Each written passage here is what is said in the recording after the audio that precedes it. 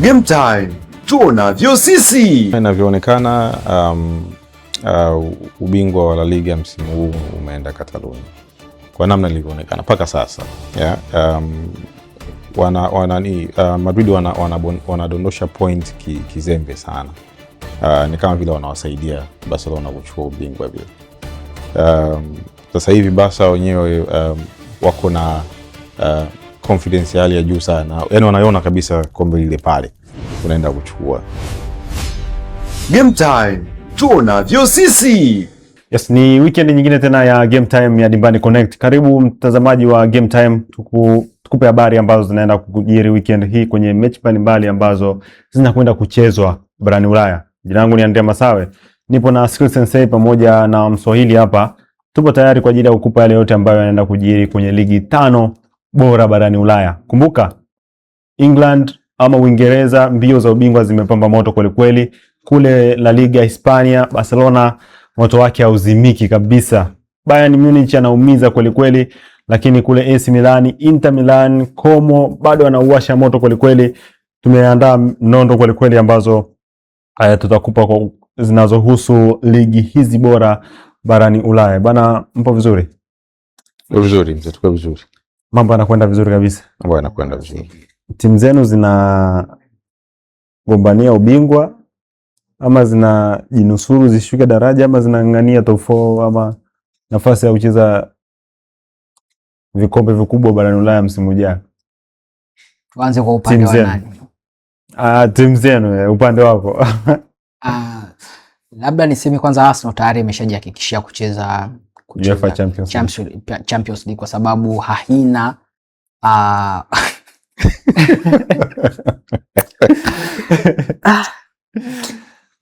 yani kwa upande wa Arsenal kwanza uhakika wa kucheza Champions League upo, kwa sababu sioni hata akifungwa mechi zote zilizobaki kama atashuka zaidi ya nafasi ya 5. Okay. Yeah, yani top wanaenda watano msimu unaokuja. Okay. So hata tuseme Arsenal akapoteza mechi zote zilizobaki hawezi kumaliza chini ya nafasi ya 5. Labda niongelee na timu nyingine kama mnaweza kuniruhusu. Endelee.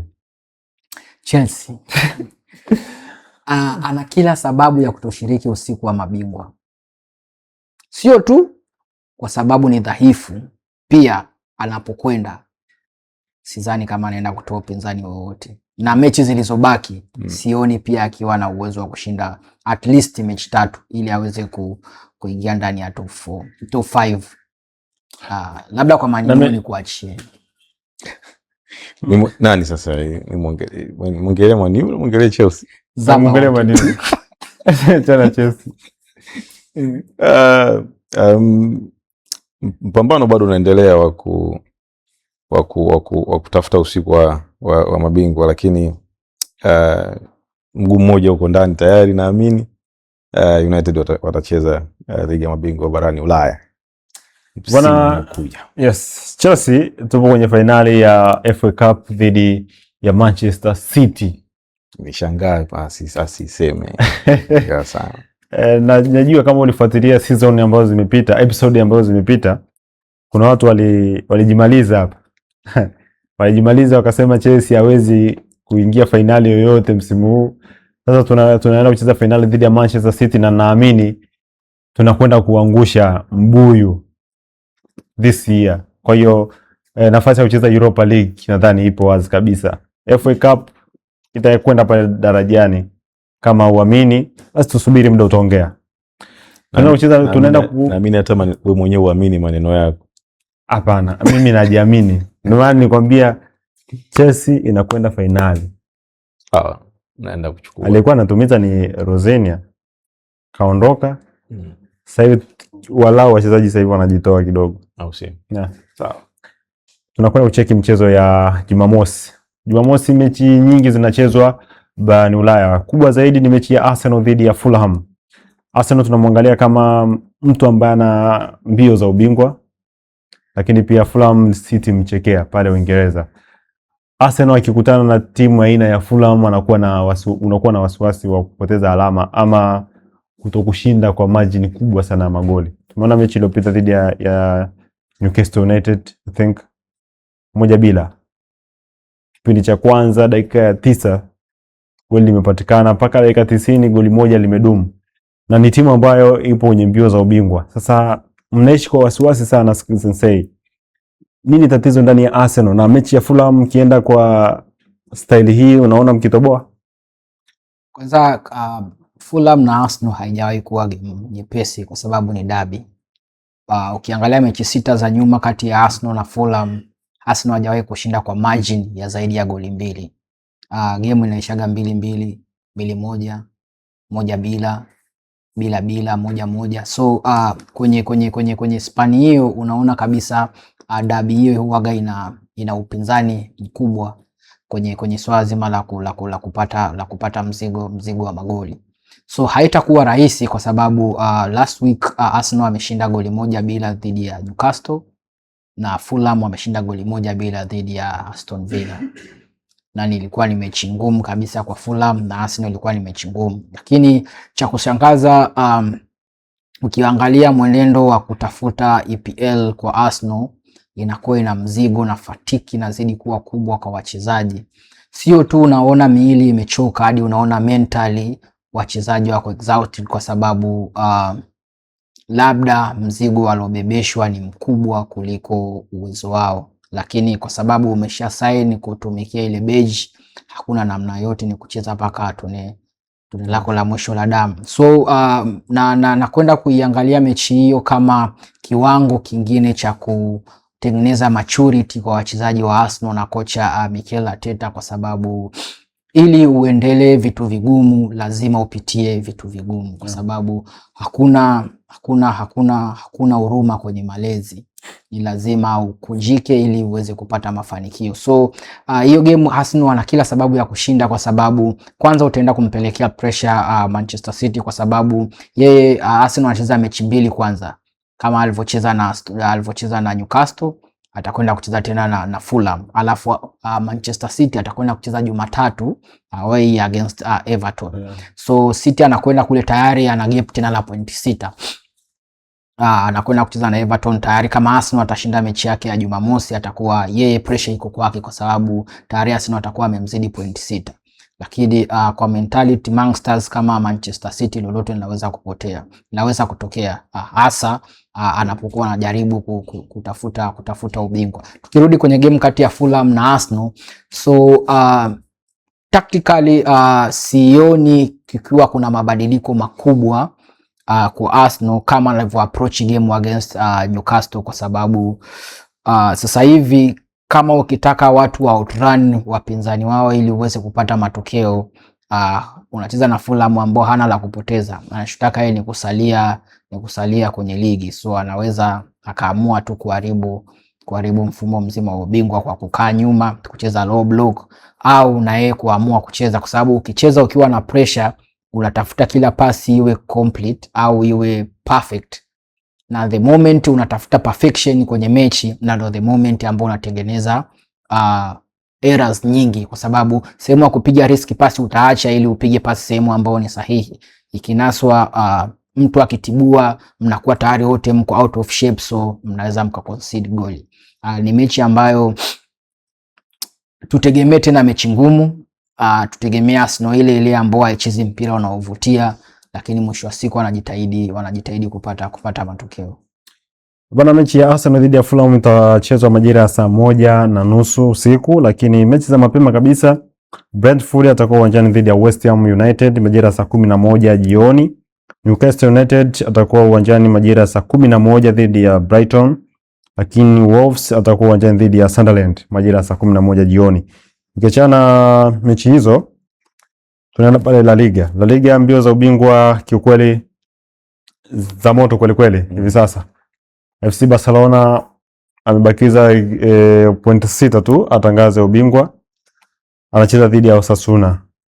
Barcelona yupo ugenini. Mechi hii inachezwa majira ya 4 kamili usiku. FC Barcelona unamwona akitoboa na akitangaza ubingwa na kupewa heshima na Real Madrid kwenye El Clasico.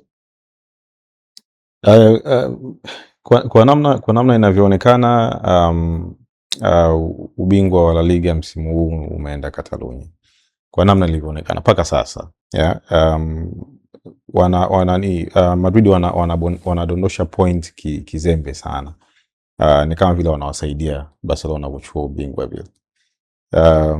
Sasa hivi Barca wenyewe wako na confidence hali ya juu sana. Yaani wanaiona kabisa kombe lile pale tunaenda kuchukua. Wanashinda vyovyote vile, wanacheza vizuri, wanacheza vibaya, lakini wanashinda. Wameshinda kwa nguvu sana game iliyopita na Getafe. Lakini wameshinda. That's how a champion timu ya ubingwa inavyoshinda. Inashinda kwa namna yoyote ile. So zimebaki game mbili ambazo kama Barca akishinda zote, game ya leo na inayofuata, basi watatangaza ubingwa kwenye Clasico. Sasa sijui kama Real Madrid watakubali kuwawekea guard of honor, wapigie makofi pale kidogo. Sijui kama itatokea, lakini hizi timu mbili zinaenda milengo miwili tofauti. Ni kama Barca, Madrid ni kama vile hawalihitaji kombe, lakini Barca wanalihitaji zaidi.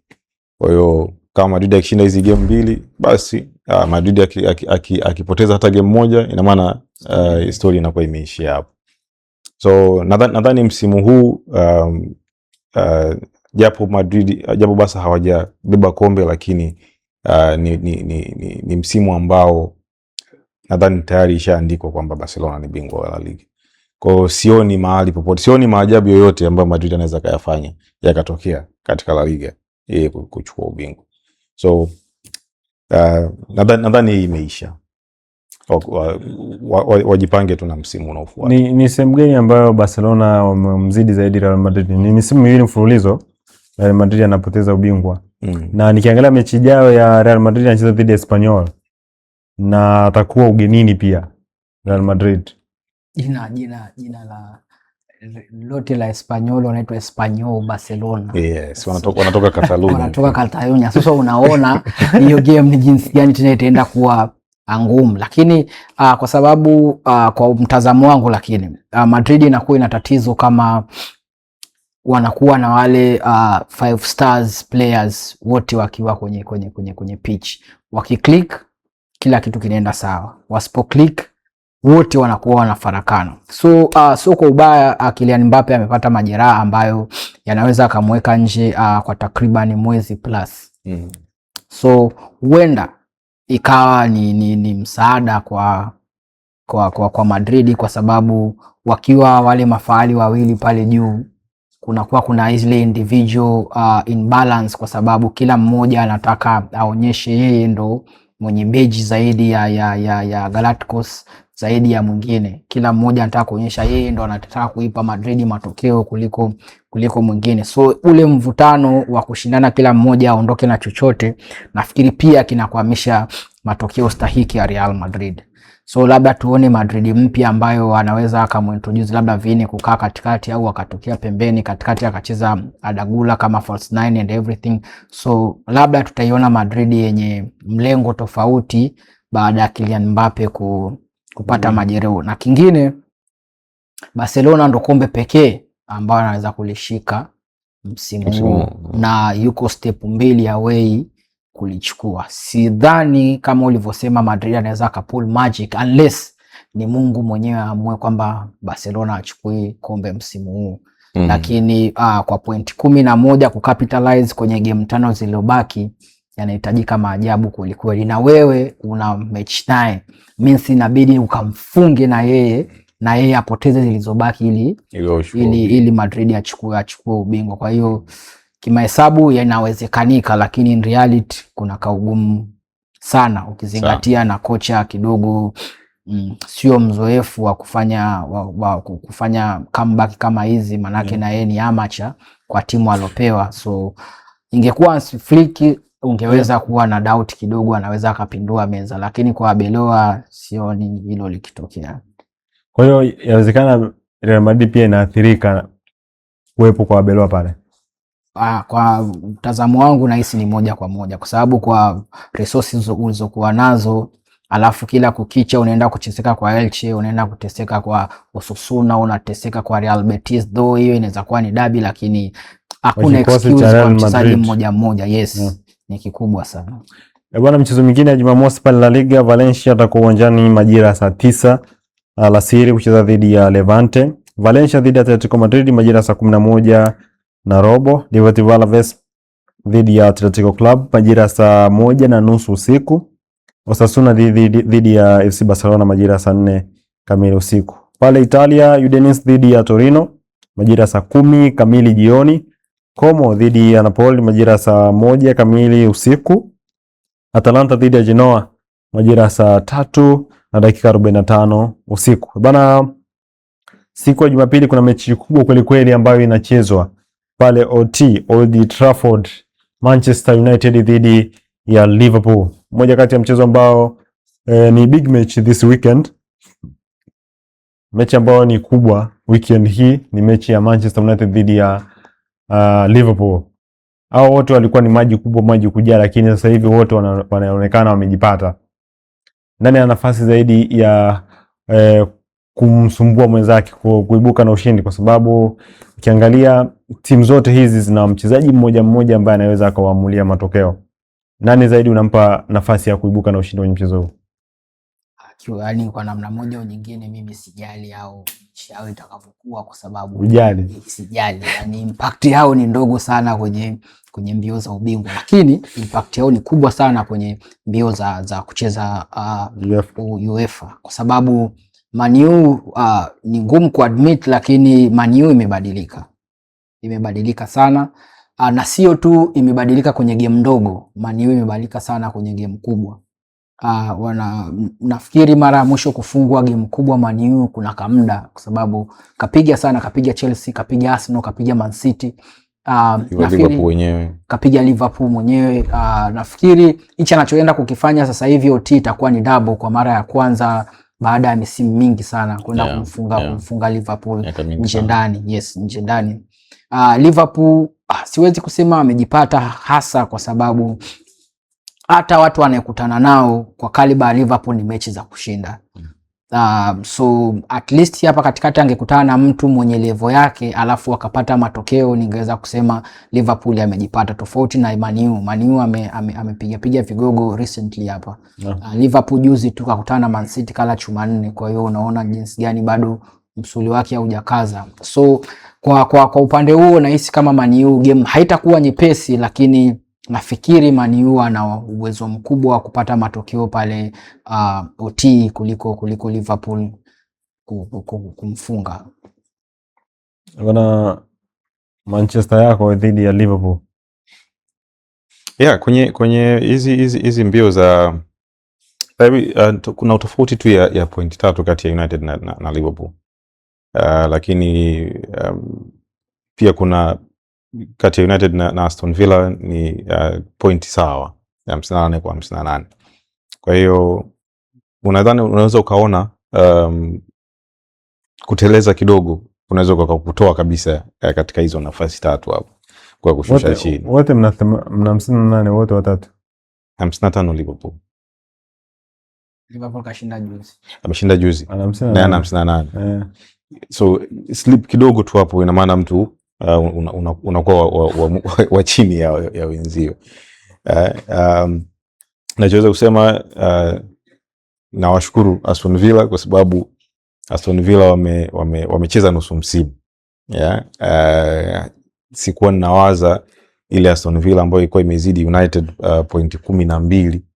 Leo hii tukibakiza michezo 5 tuko nao point sawa, na tunaelekea kupata nafasi ya kucheza Champions League msimu unaokuja. So ni game ambayo kwa namna Liverpool wanavyocheza na kwa namna United sasa hivi wanavyocheza tangia uji wa Michael Carrick, ni game ambayo naona United wanatakiwa washinde. Lakini sasa football haiko hivyo. Football haiko hivyo, lakini Liverpool wanaungaunga. They have this fainting results. Hata kama wakicheza vizuri wanafungika kirahisi. Wana shida sana kwenye backline yao ambayo imekuwa inafanya makosa. Kama kuna backline inafanya makosa, basi msimu huu Van Dijk na Konate wamefanya sana makosa msimu huu. Kwa hiyo bahati mbaya hatutakuwa na Lisandro Martinez kwa sababu anaendelea kusave mechi 3 za ile kadi nyekundu aliyopata dhidi ya Leeds, lakini Maguire amerudi, kwa hiyo kutakuwa kuna afya kidogo kwenye eneo la ulinzi, even though vijana waliocheza game na Chelsea, Hayden na Yoro walicheza vizuri sana, lakini uwepo wa mchezaji kama Harry Maguire ambaye anaweza akakutuma akacommand his line, ile defense yake inatia chachu kwenye game kubwa kama hizi. Kwa hiyo ni game ambayo natamani tu kuona tunapata point 3 na nadhani inaweza ikawa hivi. Na uzuri ni kwamba kipindi wewe unamenyana na Liverpool, Aston Villa anamenyana na Spurs, na relegation league ya Spurs, ambaye lolote linaweza likatokea. Spurs ni mchekea kweli, lakini kwa pointi alizochukua wiki iliyopita zinaweza zikamsababisha zikamsababisha kuona mbona nikishinda game 3 zilizobaki nabaki kwenye ligi. Na ana game pia na West Ham, so anafikiri kama akichukua point against Aston Villa alafu anakuja kukutana na West Ham ambaye wote wanataka kuana kushuka, means yeye ndo atakuwa na maamuzi yake mkononi. So labda Aston Villa atakuwa na game ngumu zaidi kuliko Man U anapokutana na Liverpool, kwa sababu kama Man U ataamua game iishe draw na Liverpool, bado Man U atabaki juu ya Liverpool, na likitokea la kutokea kwa Aston Villa, basi inshallah Man U atabaki wa watatu. So ni mbwai tu. Hebu tumtazame Tottenham. Tottenham yupo nafasi ya 3 kutoka mwisho akiwa na alama 34, lakini anayemfuatia juu yake ni West Ham United akiwa na alama 36. Anayefuata ni Nottingham Forest akiwa na alama 36. Nottingham Forest ana alama 39, huku Leeds akiwa na alama 40. Hizi ni clubs ambazo zipo hatua chini kabisa, ipo nafasi ya chini kabisa kwenye EPL, msimamo wa EPL. Nikimwangalia Tottenham Hotspur, si rahisi sana kumkuta Tottenham kwenye maeneo haya kipindi hiki. Sana tunamkuta kwenye rank za ushiriki UEFA Champions League msimu unaofuata, ama tayari amejihakikishia nafasi ya ushiriki UEFA Champions League. Msimu huu yupo kwenye nafasi hii. Naona nafasi ya Tottenham kutoka hapa walipo kwa aina kikosi ambacho wanacho, kwa sababu umeangalia mchezo wa 3 kutoka huu aliocheza juzi, Romeo pia alipata injury. Unaiona nafasi ya Tottenham kutoka hapa walipo hivi sasa? Nadhani nikukumbushe tu, Tottenham msimu uliopita alimaliza wa 17 kama sio wa 16, wa 17, kwa sababu nakumbuka walikuwa pacha na Man U kipindi anaenda na kipindi anachukua Europa. Ilikuwa ni wa 16 na 17 au wa 15 na 16 na 17. Yes. So kinachompata sasa hivi ni kwamba amerudi nafasi moja tu nyuma kwa alichokifanya msimu uliopita. Lakini kwa sajili alizozifanya Tottenham, kwa majeruhi ambao Tottenham wanayo kwa sasa hivi, ndio kwa wapenzi wa football wanamuonea Tottenham huruma, kwa sababu una zaidi ya wachezaji 8 ambao probably kati yao 8, 5 au 4 wangetakiwa au first team.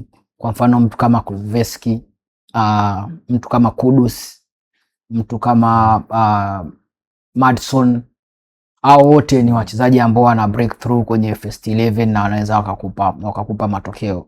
Hapo umemwongeza tena Romeo, na yeye aliumia, Spence na yeye aliumia, Udogi na yeye aliumia, kipa wao yule na yeye aliumia. So unaona ni timu ambayo ni nzuri kama unakuta watu wote wako fit, na ni mbovu kama kila siku unaunga. Kwa hiyo nashindwa kumlaumu De Zerbi, ndo mechi yake ya 3 anakwenda sasa hivi kuipambania timu, lakini majeruhi kuanzia kwa Thomas Frank ndo alosababisha kuifika Spurs hapa ilipofika. Nakumbuka game 5 za kwanza Spurs alikuwa anakaribia kuongoza ligi, lakini baada ya kuokota majeruhi kila game week, wote wakapoteana mpaka kufika nafasi ya 18 sasa hivi. So bado na imani na Spurs, kama likitokea la kutokea against Aston Villa na akajikaza tena against West Ham, anaweza akasogea mpaka nafasi ya 15, 16 akabaki kwenye ligi. Tunatamani kuona upinzani wa Tottenham tena kwenye ligi kwa msimu ujao. Sasa nani abaki kati ya Spurs ama West Ham? Wote ni dabi lakini achana, yani tu kwa investment kwa ukubwa wa hizi timu pale Uingereza ambazo yani kwa sababu kwa investment ambayo walifanya Spurs misimu 2-3 iliyopita, au let's say kuanzia Mauricio Pochettino, ni ilikuwa tuna Spurs ndio ilifanya ikaongezeka kwa kuna Big Six. Yep. Yeah. Alafu hiyo ni miaka kama 7-8 tu iliyopita. Yeah. Hata 10. Lakini hata kabla hawajua Big Six walikuwa ni timu ambayo top 10 team ambayo inatoa upinzani, lakini japo haichukui makombe makubwa kama Premier League, lakini inatoa ushindani katika hizo top teams. Hali kadhalika West Ham ni timu ambazo zimekuwa hapo kwa miaka mingi sana. Sasa najisikia vibaya, yani hata sababu najua moja kati ya hizo timu moja itashuka. Kishabiki na kwa investment walioifanya inatia hasira.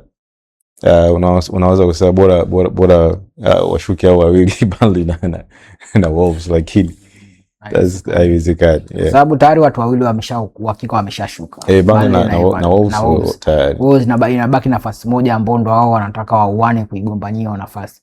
Kishabiki Spurs akishuka sawa.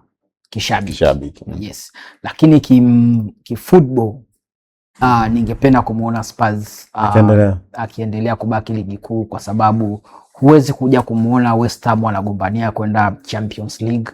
Huwezi kumuona West Ham akiwa anagombania top 4. Huwezi kumuona West Ham akiwa anatoa upinzani ule wa jino kwa jino hata nje ya EPL. Though alichukua conference, lakini ni misimu karibia 2-3 iliyopita. Lakini kwa namna moja au nyingine West Ham akishuka haitakuwa habari kubwa sana kama akishuka Spurs. Bwana, mechi ya Arsenal dhidi ya mechi ya Aston Villa dhidi ya Tottenham Hotspur inachezwa majira saa 3 kamili usiku.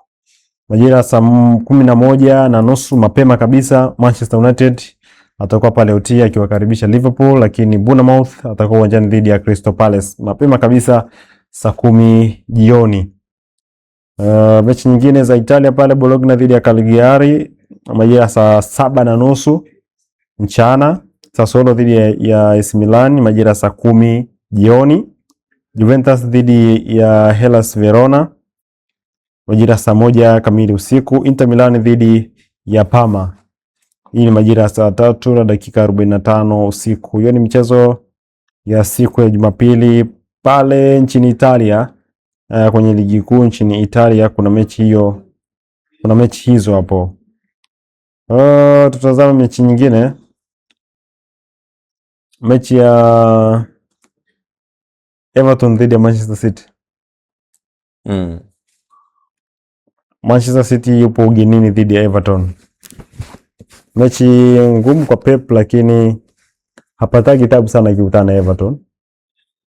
Kwenye mchezo ameshinda mchezo 21, kasare mchezo 7, kashinda mchezo 6 dhidi ya Everton. Ni mchezo ambao unakwenda pia kuwa na jicho la ubingwa wa EPL. Yupo ugenini Pep Guardiola, ana performance nzuri sana in term of matokeo. Ukiangalia wachezaji wake ambao amewasajili, ameongeza na kikosi wa kina Ryan Check, wanampa kile ambacho yeye anakihitaji. Dhidi ya Everton akiwa ugenini, unaona pia akiendelea kusumbua. Tuwe tu wa kweli. City zinapokuwa kuna ungwe zinazohitajika Pep afanye au achukue kitu, City inabadilika. Inakuwa ni City ile yenye maamuzi ya kikatili, kwa sababu hata ukirudi tu mechi zidi ya Southampton, kupata magoli mawili ndani ya dakika 3 ili uqualify kwenda finali, sio kila mtu anaweza. kwa sababu kwa jinsi alivyokuwa anacheza Southampton, kwa jinsi goli alilopata Southampton, jinsi alivyokuwa compact, watu wote walijua either City ndio shughuli yake imeshaisha, au akijitahidi sana apate suluhu basi waende extra time. Lakini mentality za Kimangster, experience zinampa City goli 2 ndani ya dakika 3, ana qualify kwenda kwenye final. So kwenye game kama Everton, labda maajabu ya kimpira yatokee ambayo huwa yanatokea na ukizungumzia ligi ya Uingereza. Lakini kikaratasi na situation, Everton anaenda kukutana na hatari. Mwenye hatari kubwa hapo ya kupoteza mechi ni Everton, kwa sababu anakutana na City ambaye anahitaji ubingwa. Unaweza kukutana na City mechi ya 5, 6, 10 wakati ligi imeanza, unasema mimi naweza kwenda kupambana kupata chochote. Lakini unapokutana na City zimebaki mechi 6 na yeye yuko kwenye verge ya kuchukua ubingwa, inakuaga kauli ni moja tu. So nategemea City anaweza akachukua point 3. Inawezekana isiwe kirahisi, lakini bado akazibagi hizo point 3, then akasubiri kuja kumaliza situation na kiporo chake ili mizani ikae sawa. So tactically simuoni City akiwa outshine na Everton. Labda ule ukamiaji wa Everton kama unavyokamia kwenye big matches uwasaidie either kupunguza magoli au kupata suluhu, lakini bado mpira uko kwa City na City anaweza akachukua tu point 3 kama kawaida. Bana, hii ni Monday Night Football. Majira saa 11 hii sasa, hii sio Monday Night Football sasa. Jumatatu saa 11 jioni. Chelsea ipo dhidi ya Nottingham Forest. Timu ambayo ina fomu nzuri EPL sasa hivi. Ukiwataja Nottingham Forest wapo. Unataka kusemaje sasa? Mechi 5 za mwisho of course hajafungwa. Ndio hiyo nasema. Nani hajafungwa sasa? Nottingham hajafungwa. Sio tu EPL, hata kwenye kile kikombe chao cha usiku wa manane. Anashinda sana. Chelsea ana nafasi ya kutoboa kwenye mchezo huu. Toboa nini? Tundu gani sasa na toboa? Anyways, hakuna cha kutegemea sana kikubwa kutoka kwa Chelsea. At least kwa hivi sasa. Huo ni uhalisia. Yeah? Hamna kikubwa sana cha kutegemea. Labda wawe na ile nini? Bounce of way. New manager, caretaker syndrome kwamba labda wanaweza wametoka kumfunga Leeds na kwenda finali, labda inaweza ikawapa motivation kwa hali ya hewa iliyopo sasa hivi Stamford Bridge baada ya Liam Rossini ya kuondoka.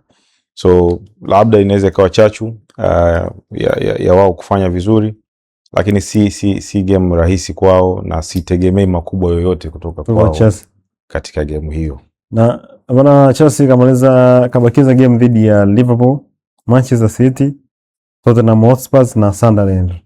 Chelsea Kama angekuwa nafasi ya 18 au ya 17, 16 basi na yeye angekuwa anashuka daraja. Kwa sababu hizo tuongee tu reality. Hapo game gani anashinda? Hizo game ni ngumu. Tunaanza na game ya Jumatatu, anashinda dhidi ya Nottingham. Asante. Yes.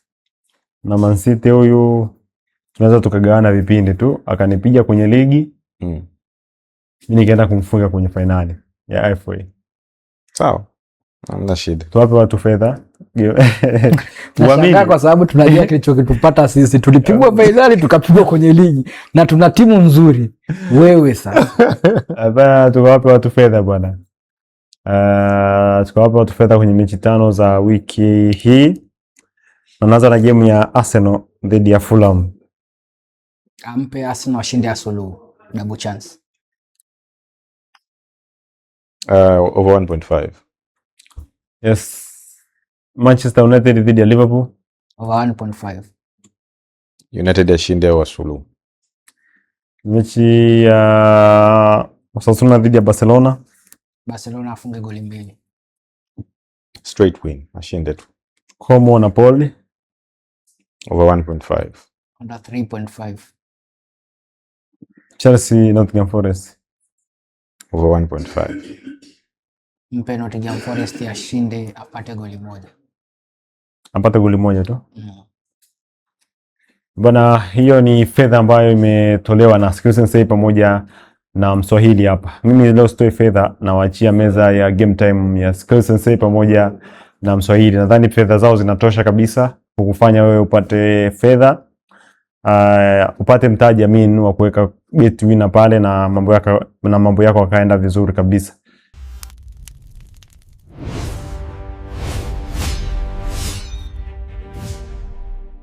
Bwana, usiache kutufuatilia, episode nzima hii ipo YouTube. Endelea kutufuatilia kupitia Instagram, andika Dimbani Connect, unakutana na kila kitu ambacho tumekizungumza hapa. Facebook hivyo hivyo, mini TikTok, Twitter, kote kwa jina la Dimbani Connect. Unapata clip zote za Game Time ambazo tumezishoot kwa miezi mingi sana nyuma ambayo imepita. Pia unaweza kumcheki Sensei pale Twitter, anatumia jina la _Sensei. I am Masud Junior, lakini I am _Masud Instagram. Mimi Andrea Masawe, Andrea_Masawe 14 Instagram na mitandao mingine yote ya kijamii. Uwe na wakati mwema.